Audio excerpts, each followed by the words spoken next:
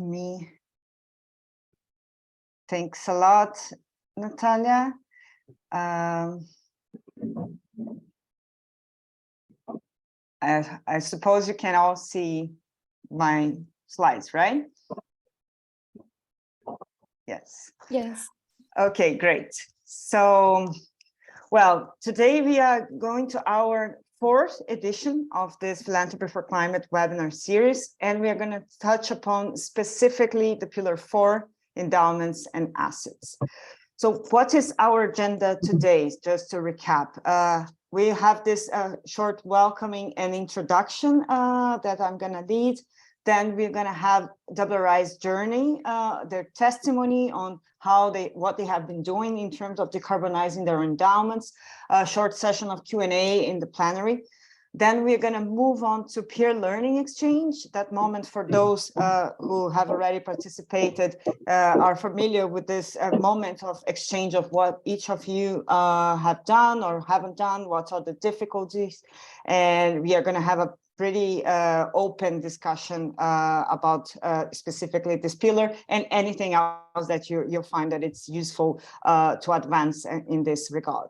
Then we're going to have a quick sharing in the plenary, and we'll close with a short survey and feedback from you, and I'll guide you a little bit for the next steps. So first of all, just wanted to remind everybody that the International Philanthropy Commitment on Climate Change is a call to all foundations, regardless of their mission, regardless if they are climate, environmental funders or experts, regardless of their status or geographic location, that to come together and signal their commitment to climate action. So today here, I think it's also important for you to bear in mind that we have only philanthropy support organizations that are actually guiding or working to have new commitment signatories in their own countries and signatories yourself in this space. So it's a safe space to help moving this commitment to action. And who is part of this movement now? So we have 583 organizations that have already committed. They are spread in 20 countries. And for the sake of understanding how this works, we have, I wanted to reinforce or remember you all that we have 5 national commitments and signatories in each of them in the UK, Italy, Spain, France, and Canada. And we have the International Philanthropy Commitment, which is hosted by WINGS and goes global, and where you can see in these small green dots where they are spread all over. And what does it mean to commit? Just also reminding you all that. Each commitment of these national commitments has some small differences, but in the end, we are talking about 7 pillars of action. And these pillars aim to address all sorts of activities and holistically how philanthropic organizations can contribute to tackle the climate crisis and actually use the opportunities that the climate agenda can represent for a low carbon and just transition. So we have education, resources, integration, endowments, and so on. Today, we are just in this Pillar 4, and we are going to touch upon some of these activities that we are framing as very initial levels to building momentum and to showing leadership. So the movement is aiming and is striving to be very welcoming to all foundations, regardless if they are very advanced in this journey or just starting. So the question is, okay, this is a commitment. Everybody has already agreed to do something, but how? What are the next steps? So some of the things that we have been doing, Philea, WINGS, and all national hosts of the national commitments are doing is providing resources that could be useful in this journey. So here I'm reminding you that there is an implementation guide freely available to download in the commitment website, which touches upon very concrete actions actually that you can do in each of those pillars. In the website, and the link is here below, you're going to have this presentation at the end. So you're going to find different resources that can be used, and we are curating them based on each of those pillars. So to make you one step further in getting concrete in this journey. And in the social medias, mostly in Twitter and LinkedIn, if you follow the hashtag Philanthropy for Climate, you're going to have different other stories and resources that we have been publishing and sharing. So to remind us, what exactly do we mean by committing to decarbonize endowments and assets, I wanted to bring back the text of the International Philanthropy Commitment, which says that we will consider climate change in relation to the source and management of our operation and any endowed funds. We will seek to align our investment strategy and its implementation with a rapid and just transition to a net zero economy. I think it's important to bear in mind here that although many times we tend to think of endowments as the key element of this commitment, several participants or signatories of the commitments don't have an endowment. So the question is, what can they do when they don't have this stability or this possibility to decide on their own resources? So that's why some of those, the seeking to align in an investment strategy could refer to any kind of resources or level of the very small to the largest pot of resources that it's encompassed by this commitment. And I'm getting to the end of my presentation, but I just wanted to recap 3 suggestions that are there in our implementation guide that could be useful for you, and that I hope we're going to have chance in the breakout rooms to discuss further. So one of these suggestions, looking into who is starting to navigate in this space, is if you are using external fund managers, so start to ask them questions, ask them about climate risk, and actually report back on what they have been doing. So moving even the service providers in the financial sector to serve your foundation in a better position to integrate climate risks to their work, it's already something very useful and important. I wanted to also give an example of the third idea that the implementation guide contemplates, which is to instruct the fund manager to vote in climate resolutions in annual general meetings. So sometimes shareholders and shareholder campaigning and advocacy, could be a very useful tool, and it's under, let's say, the broader picture of endowment decarbonization process. To conclude and passing on to changing from WRI, I just wanted to share with you and thank you all who have registered to what were the main answers or the main issues that were raised when you registered to attend today.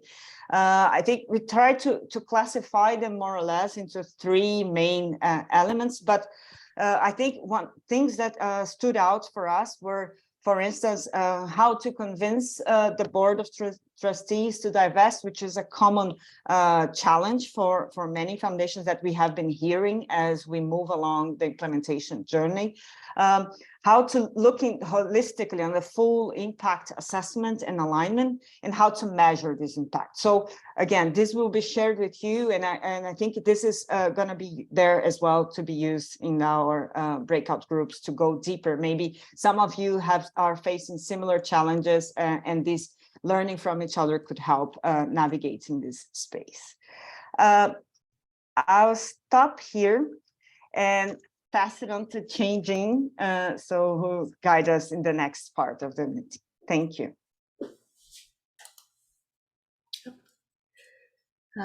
Thank you, Alice, and thank you everyone for being here. So today, Anderson and I are going to share a little bit about WRI's sustainable investment journey. I'll introduce myself and let Anderson introduce himself when he presents his portion. My name is Shenyan Zhu. I'm the Global Sustainability Initiative Lead at WRI. One of the things that we do within the Sustainability Initiative is align our operations with our mission. And so for those of you that don't know, WRI, we're a nonprofit global research organization focused on environmental issues and data. Our approach is to count it first, change it, and then to scale action. We have staff, over 1,700 staff in offices in 12 different countries, and we work with many more partners in over 50 different countries. So today we wanted to give a little bit of insight on some of our sustainable investing challenges, our journey, and the evaluation process we use to track the GHG emissions. But since it is a small group, we'd really also like to hear from you all as well. So if you wouldn't mind going to menti.com and entering 27163586, and I think we'll also put the link into the chat window. We are going to be asking this question in different formats throughout the event today. If you could describe with one word where your organization is in the sustainable investing journey, we'll be able to see the results as they come in here on the screen. Hopefully you can still see. Maturing. Okay, very nice.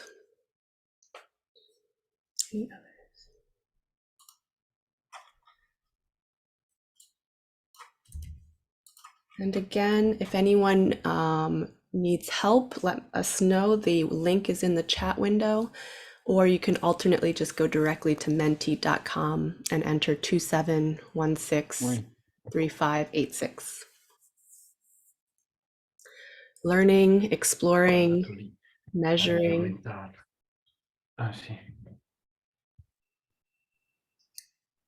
Interested. Okay. Exploring seems to have come up a little bit larger. Making progress.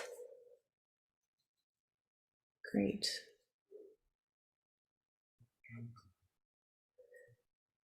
Yeah, I think exploring is a word that resonates with me for our journey. Anderson might choose a different word, but I like the exploring in particular. Okay. You may want to leave the link open, or the poll link open. We have a second question for later. Feel free to answer it whenever you'd like as well. I'm going to go back into the slides. So today Anderson's going to cover a little bit about the journey, and then I'll get into the GHG data, and we'll have plenty of time for questions and discussion. So handing it over to him. Hi, everyone. Nice meeting you all. I'm Anderson Lee. I'm a research associate at the Sustainable Investing Initiative and within the private sector finance team here at WRI. So I work closely with Amanda Carter, who is also in the call today. And we are part of the programmatic center, the finance center within WRI, where we do research on topics related to sustainable finance, sustainable investing. So our research advances the topic in the field itself, but we also help invest the WRI's own endowment in more sustainable ways. So it is a good place to be where we can have both hats of the theoretical aspect of research and advancing the topic, but also being more on the practitioner side and seeing how our own research is implemented. So being part of the endowment helps us see both ways. And I've been with WRI for about over a year now. And prior to that, my background was in the finance industry, so coming from the investment banking, investment management. So yeah, looking forward for our conversation today and sharing about our journey. So showing you next slide, please. So yeah, this is a quick overlook of how our journey started from for the endowment in terms of its sustainability path. And I'll go in more detail throughout the journey. I think through the presentation, there are basically three themes that we can see, and we can dive more deeply into them. And as a also additional note, this journey is also detailed. A lot of the things that I'll say is detailed in many insight pieces and blogs that we have published throughout the years, where you can really go into and see the detailed analysis and detailed path that we took, and we'll provide the links for resources later. But as you can see here, prior to 2013, we had limited consideration on getting of including sustainability into how the endowment was being run. So the major focus was maximizing financial returns or shareholder value. I think that should be pretty common to how everything was done prior. But around 2013, 2014, that's when there was a pivot within the board. I think there were, and I'll go through in more details about the reasoning behind and the environment, what was happening. Then after the board was in line with the idea, we hired an outsourced chief investment officer, so OCIO, in 2016. And then starting from there, we have aligned our portfolio uh, to ESG, and now we are thinking of how to expand it even further in terms of sustainability related to climate, but also sustainability related to justice and equity issues. And I'll go there in more detail. So next slide, please.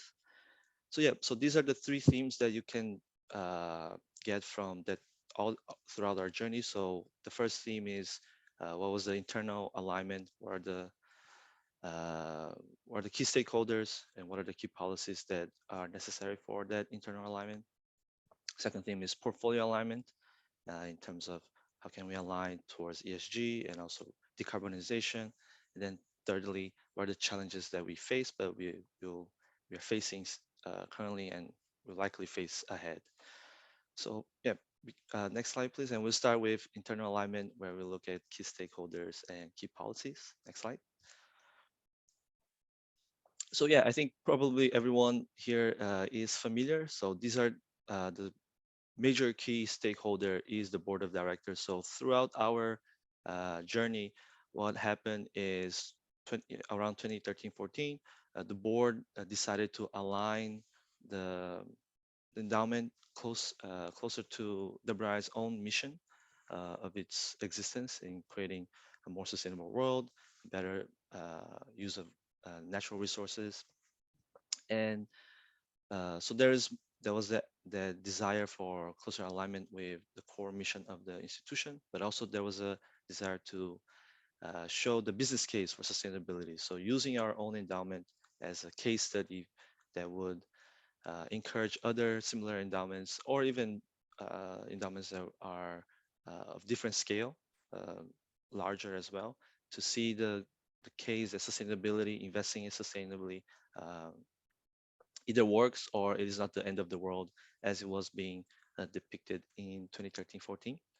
And also, it is good to remind of the context in 2013-14. So there was a growing momentum of sustainability investing taking place in the industry, and also a lot of market and political signaling that sustainability would be the path going forward.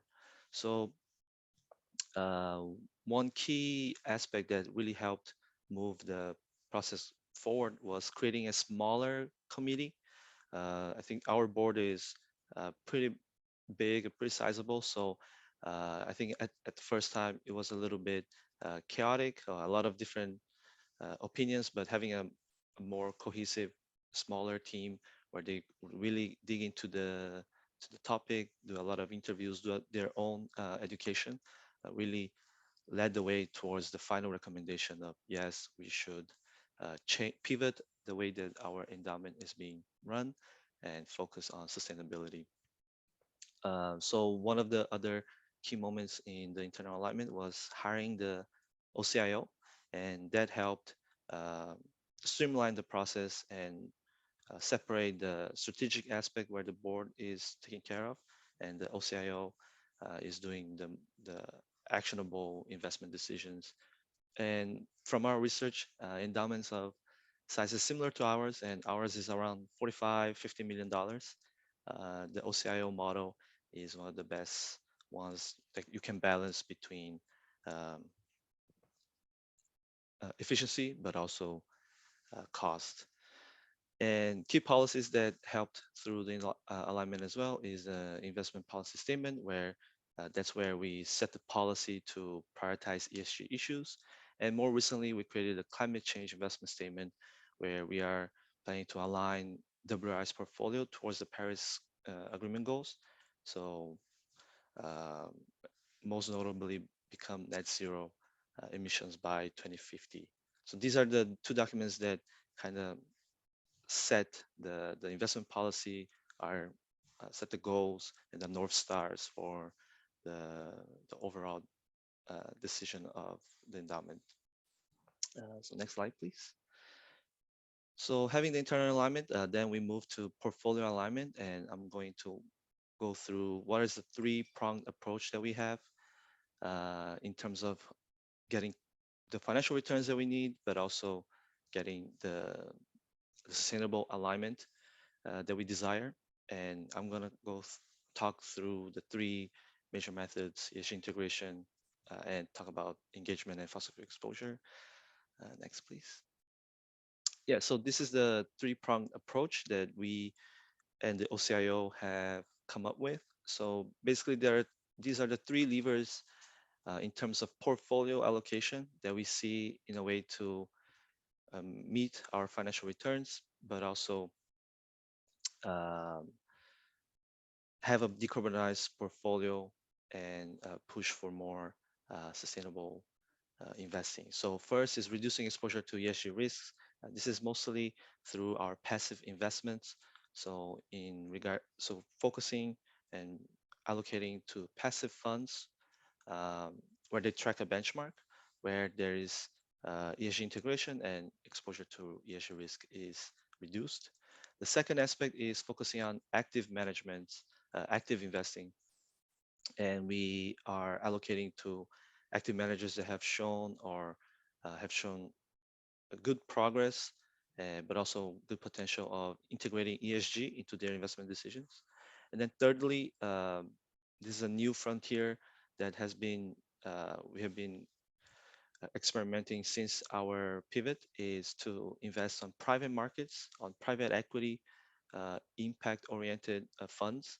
So this is different from the secondary public markets where you're just buying and selling shares in the stock exchange. These are focused on private equity funds that have investments directly focused on impact. And on the flip side of it, they are less liquid. So uh, they need to mature a longer period of time before we can get the financial returns that we need. But these are the three ways that we have set our strategy. Next slide, please. And here you can see how that strategy has been taking place over time. So historically, if you see on the first column, the non-ESG aligned side of the portfolio was around 60%, and around 40 was a little bit ESG aligned, ESG neutral. But as the years go by until 2020, the last column on the right, you'll see that all our portfolio is ESG aligned, and the darker green in the bottom is that impact aspect, the third approach in the three-pronged approach, where uh, the investments are flowing to private equity run impact-oriented investments. So as you can see, it doesn't happen overnight. It is good to take sometimes a gradual approach as we identify good managers, identify good run passive funds, and implement the ESG integration throughout the years. But this provides a good idea. Next slide, please. And on the flip side, we can also see the fossil fuel exposure.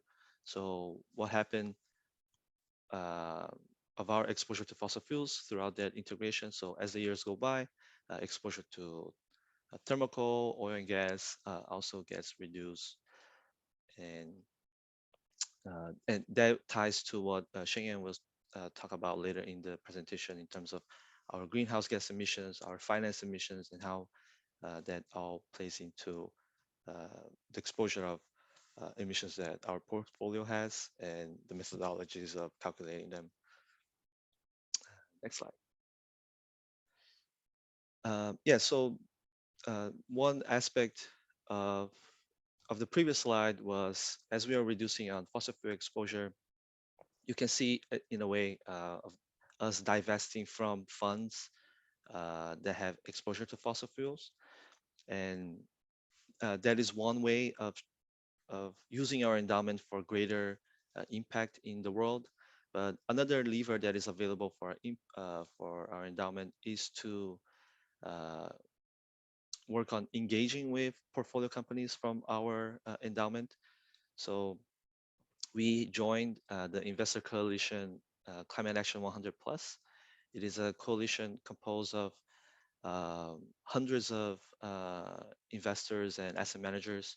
I think the assets under management total more than, I think, $150 trillion. It grows by the by every single month, but they focus on 166 key companies on high emitting sectors where um, this type of engagement would be very advantageous in terms of helping them transition away from the status quo and their high emitting business practices towards a more sustainable pathway. So we have joined that group, and we have chosen one industrial company in a high emitting sector, and that will be Caterpillar. So we work together with many of the list of the investors there. Some are very probably you're familiar with Nuveen, Amalgamated Bank, Breckenridge, and but this is just a sample. There are more members within that small working group, and the idea behind that, we as shareholders of Caterpillar, we can use our voting rights, our voices to shape how the the companies run, provide our feedback, provide our support, and sometimes the pressure that is needed for both the CEO but also the board of directors, who ultimately respond to the shareholders, saying this is the direction that we need you to go if you are to be in line with the latest science. And yeah, this is a consideration for several of the endowments here in our conversation today. If you, on your journey, if you want to identify and engage in one key corporation that is strategic to your core mission, so you can use an endowment in that aspect as well to drive change in the world. Next slide, please. And beyond the engagement with the company itself and portfolio companies, we also engage in the ecosystem. So these are some of the other networks that would also be interesting for you to join. Confluence, Intentional Endowments Network, and I'm pretty sure everyone is familiar with PRI. Next slide. So now we can talk about the challenges that we are facing, and probably we all face commonly as we are in the space. So next slide, please. So yeah, so I think three basic challenges that we can go a little bit deeper. So engagement, so that's the additional lever that we can really drive real impact into real world change and emissions.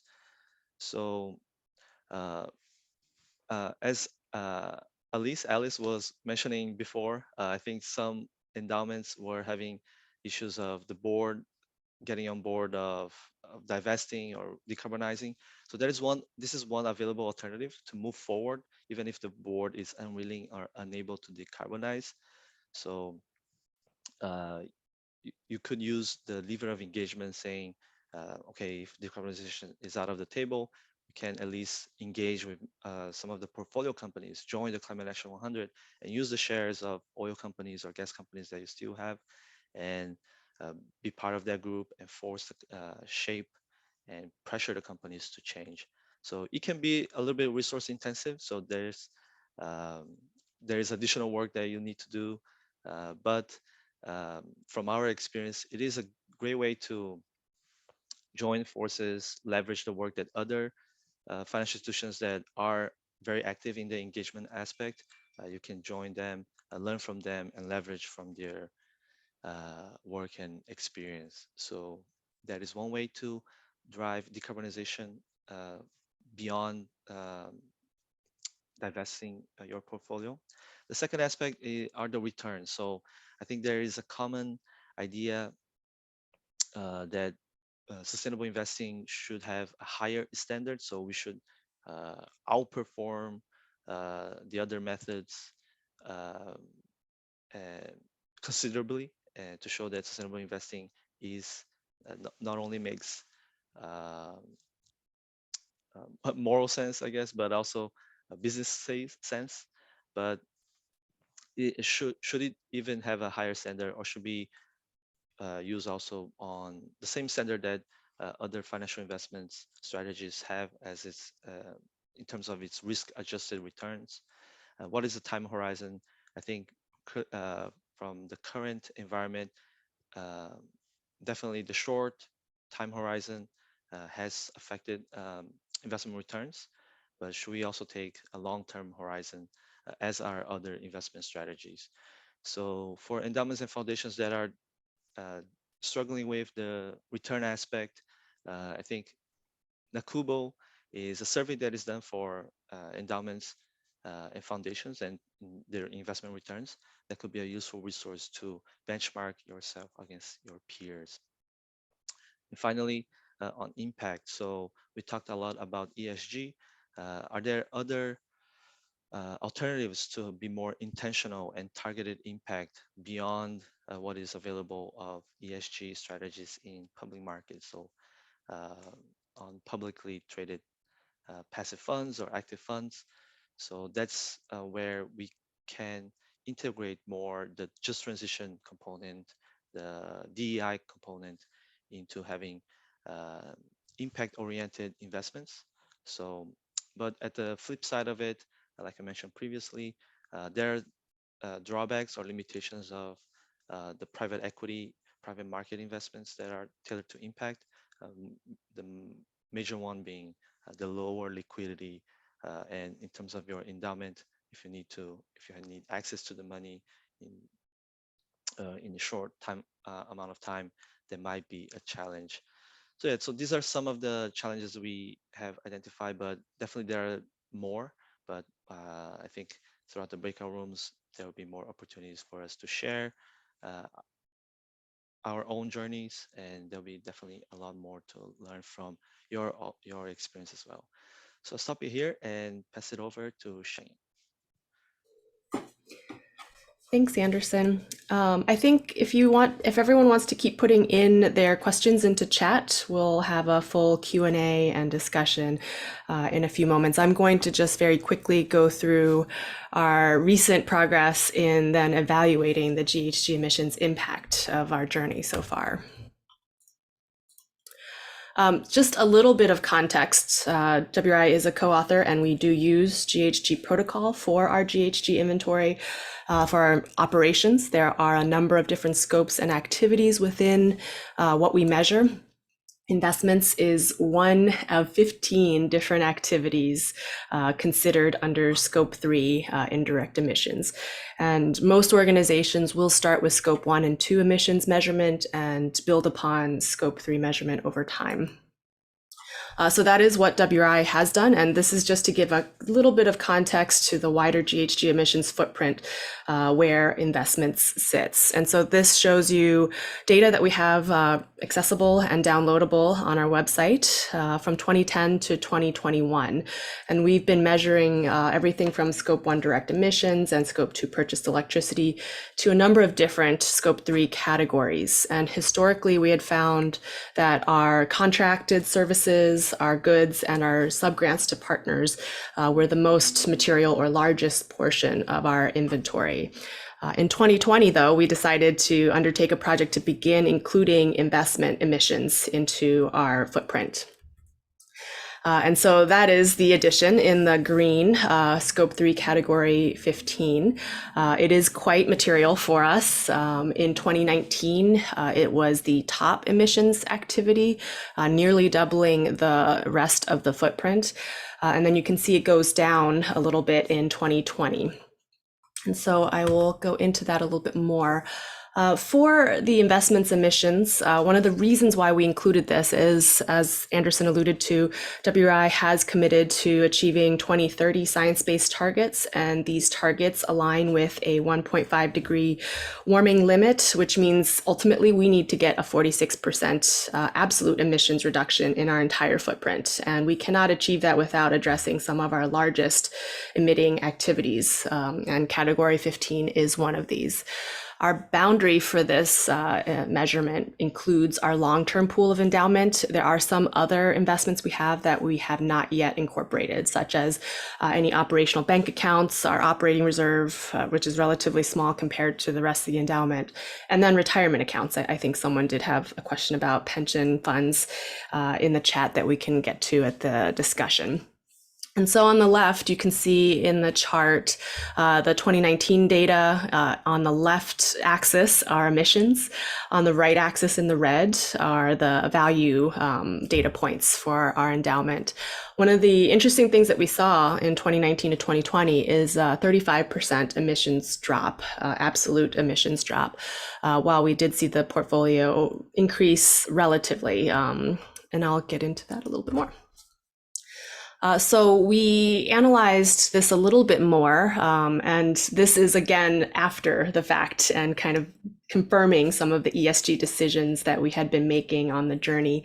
2019, at the end of the year, there was a reallocation of our portfolio, so removing some of the funds that had much higher emissions factors and then shifting over to other funds that were actually improving upon their stock and bond mixes so that they were lower emissions over time. In doing that rebalancing, we saw that 35% emissions reduction. And again, the key is really divestment from fossil fuels. So in 2019, the top sources of emissions came from these sectors. And you can see the shift in 2020, removing oil and gas extraction is probably the largest factor in seeing that 35% emissions reduction.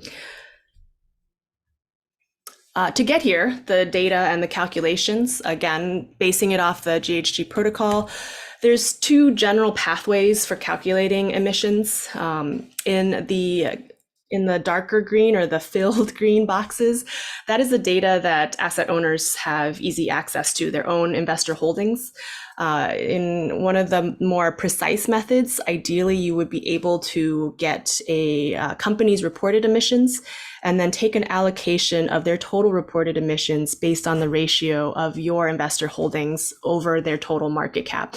So essentially, you're taking your dollar ratio of investment and taking that percentage of their total GHG emissions footprint. This is a challenging method because some companies are not reporting emissions as of yet. It is largely voluntary. You can use something like the CDP database to access this information. Another method that is slightly less data intensive is method 2, where you would essentially look up an emissions factor, an average one, using an environmentally enhanced input-output model. And these databases are available. EPA publishes one, for example, and you can then look up, let's say you're invested in a food and beverage company, you can look up the emissions factor for that sector, which is given in emissions per dollar, and then multiply that by your holdings. So this process, while still intensive, is a lot less intensive in general, but overall it gives you a slightly lower quality of data. This is where the PCAF standard comes in as well. GHG protocol gives some guidance, but PCAF is now the more widely accepted methodology for investment emissions calculations specifically. It gets into a little bit more detail.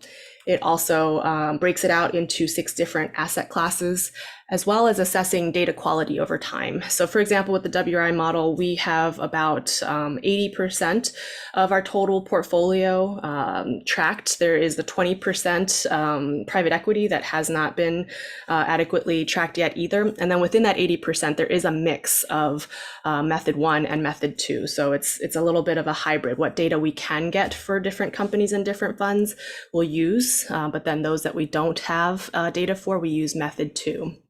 And so over time with the PCAF method, you can assess your data quality as well and see how that reporting is improving over time.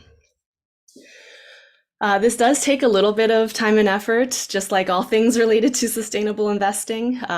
For our sustainability side of things, we have a half-time analyst that supports our internal GHG inventory every year. But for the investment side, when we started to add this in 2020, we actually brought in an external consultant to kick off the process to see very quickly what are the things that we needed to address and fill moving forward if we were to do this every year. And of course, you need other staff support from accounting, finance, and the investment team to provide that data.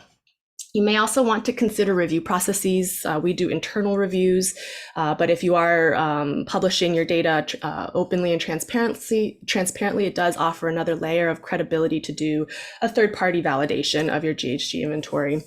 And also considering some other things, data management to year data tracking can be tricky. So what tools you use, whether it's spreadsheets or an out-of-the-box ESG tracking system is an important decision. And then the costs and the decisions related to how you report it, whether you work with a design team and create a report or a dashboard.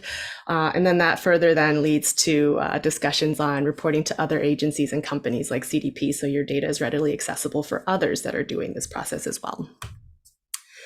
And then to give a very quick snapshot, this is not necessarily a very popular activity for measurement yet. PCAF also tracks their members' investment emissions, and to date there has not been a lot of data to benchmark off of. That isn't to say that people are not doing the tracking, but this also is the tracking and reporting of the data.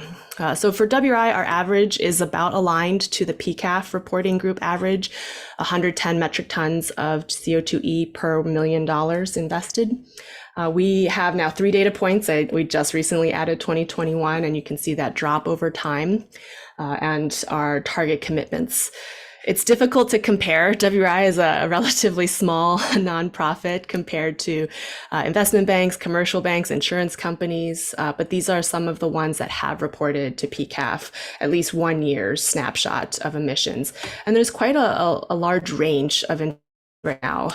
I don't think there's much to conclude from this benchmarking yet, except to show that there needs to be more momentum in sharing data to see broader trends. So with that, we'd like to shift over back to the Menti poll, menti.com 27163586, and thank you, Natalia, for putting the link back into chat. We have the next question for you, which is a little similar. Now that you have heard WRI's journey, and hopefully you've also reviewed the WING's implementation guide, there are 3 different levels of implementation that it describes, and we are curious where everyone feels they are in level 1, getting started in these initial steps, level 2, building momentum and status for action, or level 3, showing leadership and performance. And we also bookended it with no action yet, or getting even beyond these levels.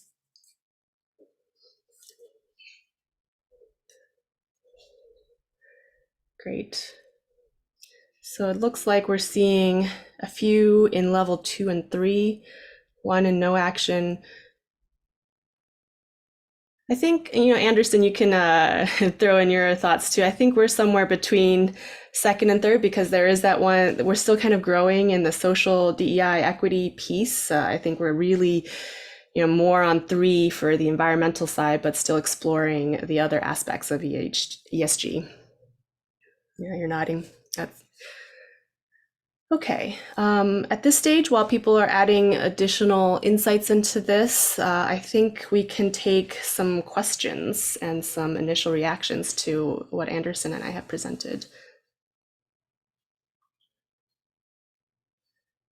I'll go into the chat too.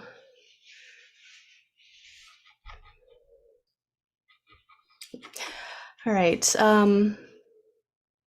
Jennifer, I think you have a question. Do you mind just summarizing that for us? Yes. So my fund is very small compared to the universe. And so I've been focusing a lot on public employee pension funds and the political process to impact them. Frankly, I'm personally supporting a lot of Democratic candidates who are also supporting this. But most of them, or many of them, are going to lose.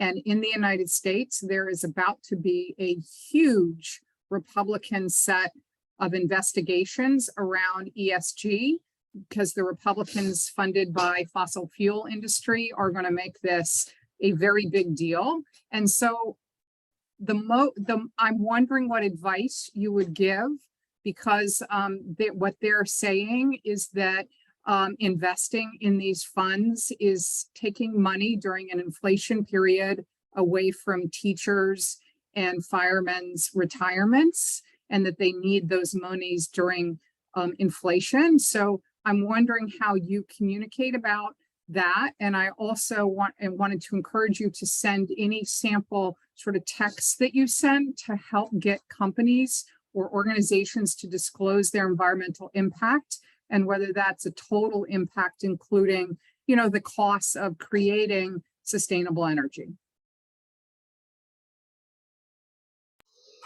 Anderson, do you want to start on that one? Sure. No, I think that is a really good and tough question to crack on. And right, I think there is, if for those that are not familiar with what is happening in the U.S. context, there is a little bit, there is a political backlash in terms of ESG sustainable investing coming from more of the right-wing political spectrum. And yeah, I think that there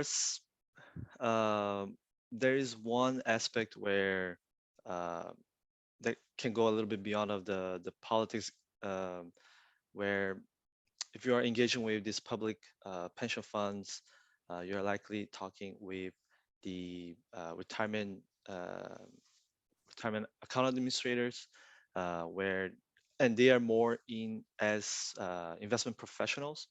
And within the investment professional community, there is a growing consensus where climate, environmental risks, aligning your portfolio or aligning your investment towards climate, towards the world, the pathway that the world is taking, but also the corporations and the investments are taking. There is a growing consensus on that. So there is, when you are engaging, my first recommendation would be to really lean on the business case. And I know that there's a political pressure that they will be feeling in case the midterms flip the other way. But in terms of the business case, you could go to several different arguments. One is the flow of funds and the flow of money within the finance sector is definitely shifted towards sustainable investing. And sustainable investing you can describe in many different ways, but anything that is related to providing funds and channeling money towards climate solutions, towards the world that is aligned to Paris goals. These have been decisions that are being made both by the national governments, so they are definitely setting the political signaling, but also the financial institutions themselves. So the Glasgow Financial Alliance for Net Zero, GFANZ, and all its underlying sub-alliances. This is also a market signal saying all these financial firms are looking at the climate change, at the transition, and willing and I think dedicated to provide the financing for transition. So there is one aspect, and the second aspect is where a lot of the investments and returns will be made with the recently passed Inflation Reduction Act. The financial industry itself has analyzed the return the bill and has come up as a conclusion that this is a really a pivotal moment in terms of the direction that the U.S. economy is taking, where a lot of businesses and investment opportunities will be in the clean energy in low carbon solutions field.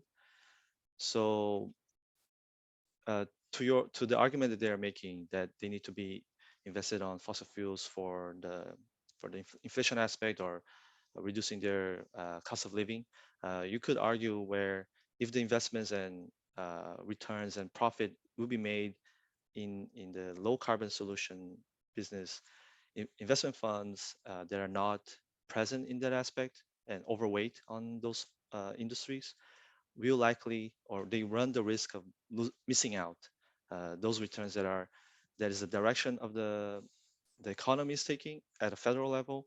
All the businesses and financial players have seen what is the pathway and are aligning their business towards there to really exploit or profit from the new direction. And yeah, so I would, since the political aspect will be shaping, will be putting pressure on them, I would highlight the business opportunities and the profit that are available in this new, as the economy is pivoting towards a more sustainable path. Thank you, Anderson, and thank you, Jennifer, for that question. Alice, just checking in on the time. Could we take one more question, or do we move into the breakout room since we're close? I think we could move maybe to the breakout rooms. And yeah, I mean, as WRI will be in one of the groups and I will be in the other, and we can go deeper into some of those details. So thanks very much, Chenjing and Anderson, for that. And Natalia, if you could please send us to the groups, that would be great.